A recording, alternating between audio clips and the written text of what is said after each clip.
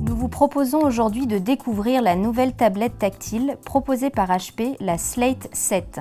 Il s'agit d'une tablette 7 pouces tournant sous Android 4.1. Le packaging reprend la charte visuelle HP mêlant le bleu et le blanc. Commençons par les accessoires. La Slate 7 est livrée avec un câble USB, son adaptateur secteur pour la charge, ainsi qu'un jeu de 2 prises pour une utilisation à l'étranger. Il suffit de glisser la prise adaptée dans le chargeur, puis d'intégrer le câble USB pour pouvoir l'utiliser. C'est un choix de plus en plus souvent adopté par les fabricants qui permet d'éviter de fournir à la fois un câble USB et un câble d'alimentation. Découvrons maintenant la Slate 7. Comme on le voit, elle propose un design assez classique avec sa coque de plastique gris marquée du fameux logo HP et son écran aux larges bordures de coloris noir. Le bas de la tranche de la tablette accueille un port USB destiné au branchement du câble d'alimentation.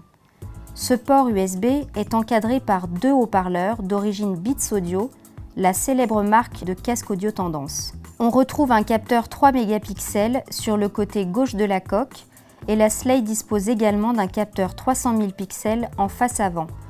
La tranche supérieure de la tablette propose un port pour carte mémoire au format micro-SD extensible jusqu'à 32 Go, une entrée casque et un bouton de mise en route. Seul bémol, on aurait aimé une sortie HDMI pour que la connectique soit exhaustive. Sans plus tarder, on lance la tablette. Première remarque, on constate une sortie de veille plutôt rapide. Un bon point pour cette tablette. L'accès à la page d'accueil et aux applications se fait comme souvent sur Android grâce à la barre des tâches située au bas de l'écran. La Slate 7 est fournie avec les habituelles applications de base préinstallées. La sensibilité de l'écran est bonne, le passage d'une page à l'autre est rapide et fluide, tout comme le retour à l'écran d'accueil. Testons maintenant la navigation Internet en lançant le navigateur Google également préinstallé. Le lancement du site fnac.com, s'il n'est pas le plus rapide qu'on ait vu sur une tablette, se fait tout de même en quelques secondes.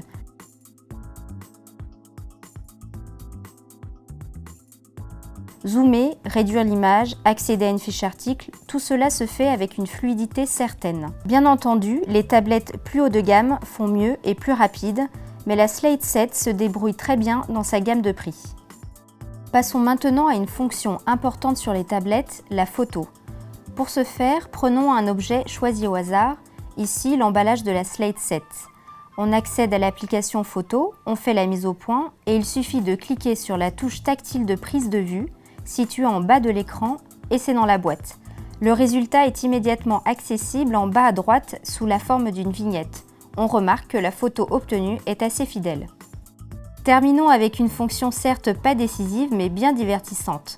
La possibilité de dessiner au doigt ou au stylet simultanément à 2 sur le même écran. Voilà qui promet de longues heures d'amusement en perspective pour nos chers bambins et même pour les plus grands. Il est possible de changer la couleur, l'épaisseur du trait et de gommer une partie ou la totalité de son dessin.